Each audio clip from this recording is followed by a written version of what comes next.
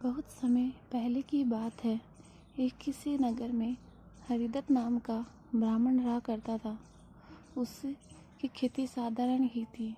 बहुत समय तक वह खाली ही बैठा रहता। एक बार वह ग्रीष्म ऋतु में इसी प्रकार अपने खेत पर वृक्ष की शीतल छाया में सो रहा था। सोते वक्त उसने अपने पास एक सांप का बिल देखा और वहीं पर वह सांप अपना फन फैलाए बैठा था। उसको देखकर वह ब्राह्मण सोचने लगा कि हो न हो यही मेरे क्षेत्र का देवता है। मैंने कभी भी इसकी पूजा नहीं की, लेकिन आज मैं इसकी पूजा जरूर करूँगा। ये सोचते हुए वह उठा और कहीं से दूध ले आया। उस ब्राह्मण ने एक मिट्टी के बर्तन में दूध रखा और बिल के पास जाकर बोला, हे क्षेत्रपाल, आज तक मुझे आपके बारे में मालूम नहीं था, इसलिए मैं आपकी किसी भी प्रकार से पूजा अर्चना नहीं कर पाया।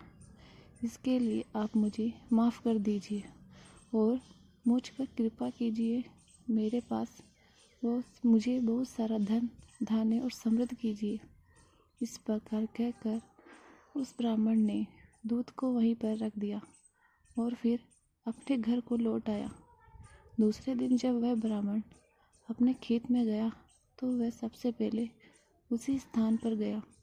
वहाँ उसने देखा कि उसने जिस बर्तन में दूध रखा था उस बर्तन में स्वर्ण मुद्रा रखी हुई है। उसने उस मुद्रा को उठाकर अपने पास रख लिया। उसने फिर सर्प की पूजा की और उसके पास दूध रखकर चला गया। और अगले दिन उसे एक मुद्रा और मिली और उसके मन में लालच जाग गया।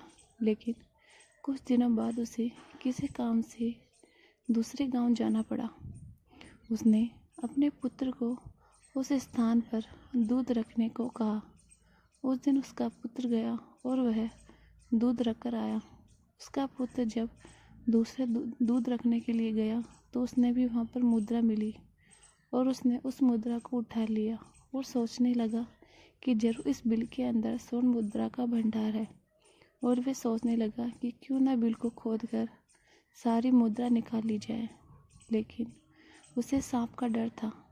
जब सांप दूध पीने के लिए बाहर निकला तो उसके पुत्र ने सर्प के ऊपर लाठी से मार दिया। लेकिन उससे वह सांप तो मरा नहीं, बल्कि वह सांप गुस्से में होकर ब्राह्मण के पुत्र को काट लिया और वह मर गया। उसके संबंधियों ने ब्राह्मण के पुत्र को उसी खेत में जला दिया। उस ब्राह्मण को पता चला तो उसे बहुत दुख है और उस दिन से उस ब्राह्मण ने लालच करना छोड़